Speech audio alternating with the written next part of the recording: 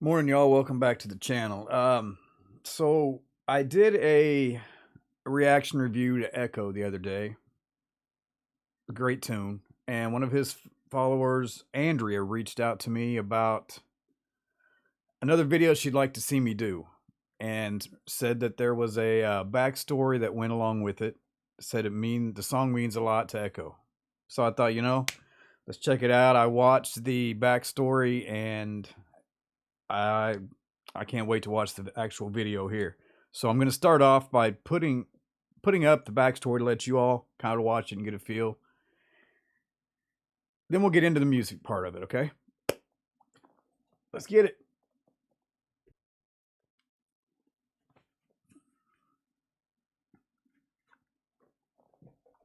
We're going to start with the TikTok video with it's got the backstory behind it.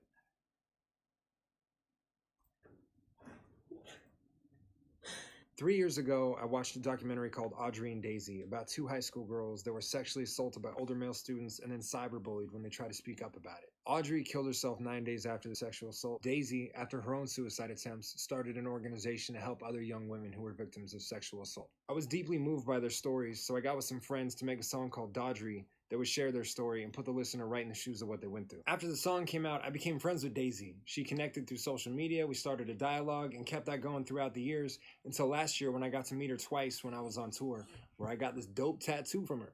She was a creative, strong, beautiful human being, and she took her life 3 days ago. And it's been heartbreaking for anybody who's known her in any capacity. I make this post not only to remember Daisy and say we miss you and we love you, but to anybody else out there who's dealing with suicidal thoughts, to speak up and tell somebody. The world is not a better place without you. You can donate to Daisy's funeral here. I want to go back. I guess I can't. 3 years ago, I watched a documentary called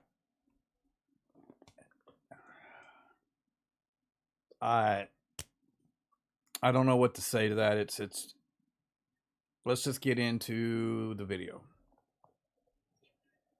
But I implore you. Wait, hang on. First of all, I implore you, if you are having thoughts of suicide, if you're being bullied, if it doesn't matter what you're dealing with, reach out. Reach out to somebody.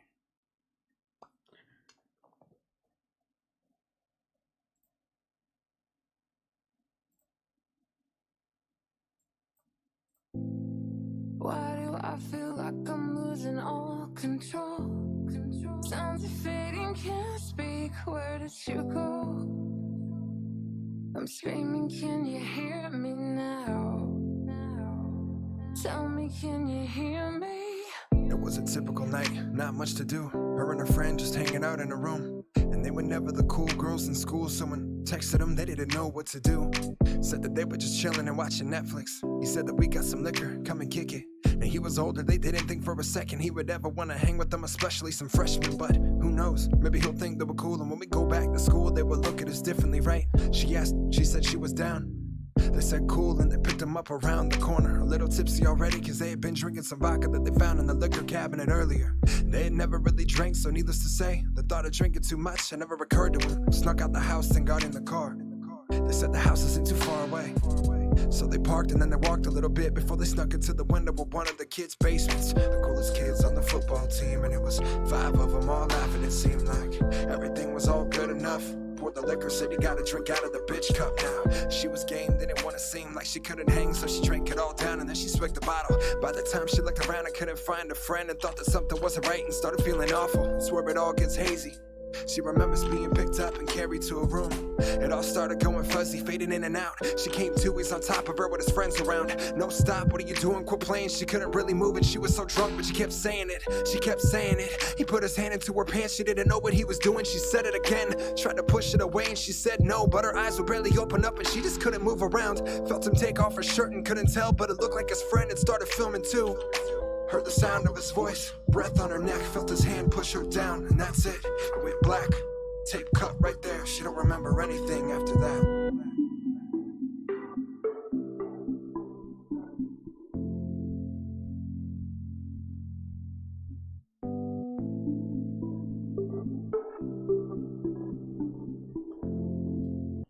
I'm not sure how many times I'm going to pause this because I don't want to interrupt the story. However, this makes me angry. I have daughters, some older, some younger, and I don't know. People can say what they would do in this situation. I prefer not to, but it's all up here. That's a situation I hope I never get put into.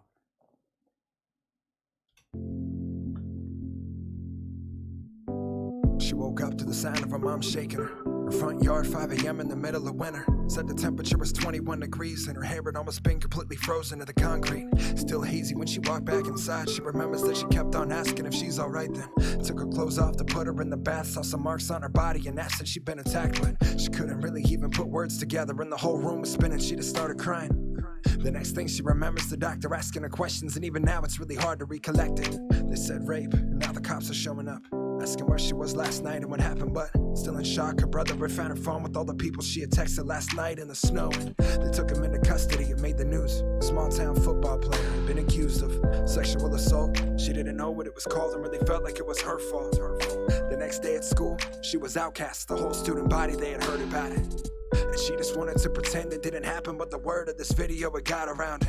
They called her slut, said she was a lying bitch, and why the fuck would she accuse someone like him to get attention? And even if she wasn't lying, she probably wanted it, and if she didn't, she should've drank and learned her lessons. This all feels like a real bad dream, and everybody keeps staring. It seems like she can still feel the spots where he touched her. Her life is over, how can anybody love her now? And even adults think she's making this up, and all the friends she did have are too afraid to speak up. Pray to God that this will just go away, and she keeps counting the days until this court case is over. Just a little validation. Said she ruined his life. It's amazing.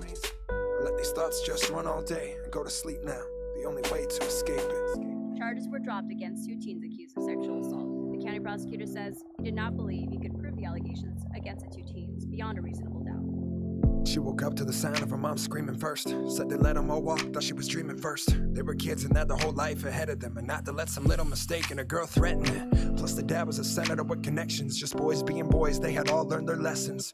Couldn't believe it, she just wanted justice. And more than that, she just wanted him to admit it. But she was disregarded, and then the backlash. They had her name attached to slut, made into hashtags. Up on Twitter, the notifications blew up, saying she should kill herself, that she deserved it. And nothing from that night and all the court dates since could have prepared for the hurt those words did.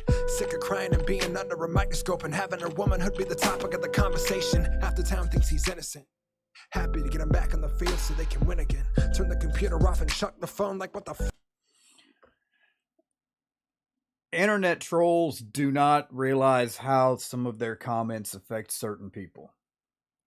Some people might just play along and banter back and forth with it. Others take it to heart. I mean, I'm having a hard time finding words right now with this. But careful what you say, people. Fuck happened to my life, cause I don't know, but future ruin, the reputation is nothing. And she keeps taking all of these pills, but it don't numb it. She said fuck it for the last time. Maybe these people on Facebook are right. Grabbed a belt she found in the top drawer, then she took it to her bathroom to tie it up. Could barely see through the tears, but she kept hearing people call her liar as she stepped on the lip of the tub. You don't know how dark this life gets. Sick of living her whole life in regret. So she took a deep breath, closed her eyes, and then she stepped. Why do I feel like I'm losing all control? Sounds are fading, can't speak. Where did you go? I'm screaming, can you hear me now? Tell me, can you hear me? Let me pause that right there for a minute. If there is anybody, I'm choking back. Hang on. If anybody sees this and has either one of these issues, write the number down, screenshot the video, do what you need to. Just reach out. I beg you.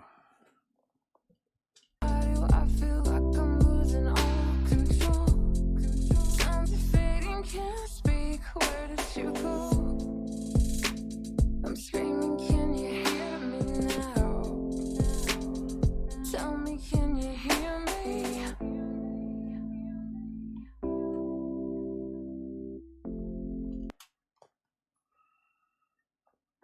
Is there something more at the end? I don't know.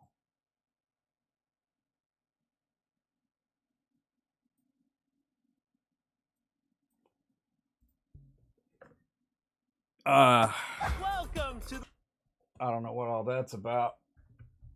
I have no idea where these dogs came from, but let's just get off of it. So that's powerful. Like I said, if you or someone out there is dealing with either one of these issues or any issues at all, reach out, call somebody. That's all I got, y'all. See you next time.